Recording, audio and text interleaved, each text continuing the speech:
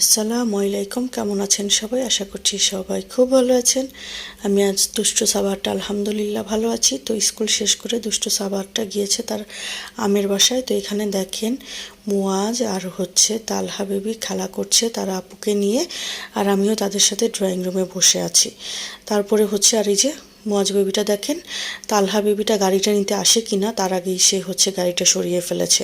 আর এই যে দেখেন এত বড় জুতো, মানে তার আপু যেই জুতো পরে যাবে সেই জুতো পরেই সে ঘুরে বেড়াবে পুরো ঘর দিয়ে। এরপরে দুপুরে খেতে বসে গেলাম, লেটকা খিচুড়ি রান্না করেছিল আম্মু। খেতে এত মজা হয়েছিল, অনেকগুলো সবজি দিয়েছিল, সাথে মাংস দিয়ে অনেক মজার একটা গরম গরম খিচুড়ি খেলাম।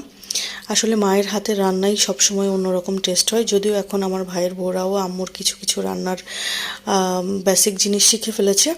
তো যাই হোক, লেবু দিয়ে চটকে সুন্দর করে মজা করে গরম গরম সবজি প্লাস হচ্ছে মাংস দিয়ে খিচুড়িটা খেলাম। আর এটা হচ্ছে ভর্তা, এটা মেবি কাঁঠালের বিচি আর শুটকি দিয়ে ভর্তা করেছিল, সেটা খেলাম। এরপর এই যে মোয়াজ বেবিটা ঘুমটুম যে তারপরে এসেছে আবার। তারপর এখানে আসার পর আমি কিছু চিপস নিয়ে দিলাম যে তুমি খাও, তোমার ক্ষুধা লেগেছে কিনা। এই যে দেখেন একসাথে মুখে অনেকগুলো চিপস করে দিচ্ছে, যাতে সে ভাবছে যে তার চিপসগুলো কেউ খেয়ে ফেলে কিনা। এরপর একটু চা খেয়ে নিচ্ছিলাম। তারপরে এই যে দুষ্টু সাভারটাকে তার বৌমণি হচ্ছে, বড় বৌমণি মেবি হচ্ছে দই বানিয়েছিল, সেটা খেতে দিয়েছে। আর হচ্ছে সেও মজা করে করে খাচ্ছে, আমাকে বলছে দেখো মাম্মা অল্প করে নিলে বেশি টেস্ট হচ্ছে। তো ওর খাওয়া দেখে আমার একটু লোভ লাগলো, তো আমিও যে একটু দই খেয়ে নিচ্ছি। তারপরে মুয়াজকে ড্রয়িং রুমে বসিয়ে দিলাম, ওদিকে খুব ডিস্টার্ব করছিল। তারপরে এই যে এখানে সে কিছুই মন মতো দেখতে পাচ্ছিল না বলে সে ঘ্যান ঘ্যান করছে। এরপর একদম নিজে এসে সোফার উপরে উঠে সে হচ্ছে তার আপুকে বোঝানোর চেষ্টা করছে।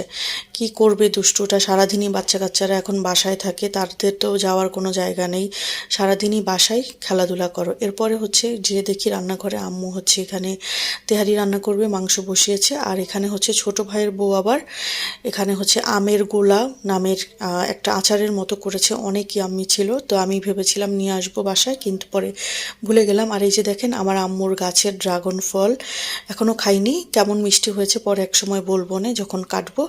আর এরপর একটু বাইরে নামলাম, তো সেখান থেকে বাসার দিকে যাচ্ছিলাম। আর এই যে দেখেন এসে দেখি হচ্ছে এই লক্ষ্মী বাচ্চাটা খাওয়া দাওয়া করছে।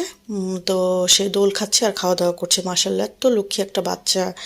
এরপর এখানে কাবাব ভাজা হয়েছে, তারপরে হচ্ছে রাতের খাওয়া দাওয়া করা হবে। এরপরে এখানে গরম গরম তেহারি রেডি হয়ে গেছে, তেহারিটা অনেক ইয়ামি হয়েছে, খেতে কিন্তু অনেক মজা লেগেছে।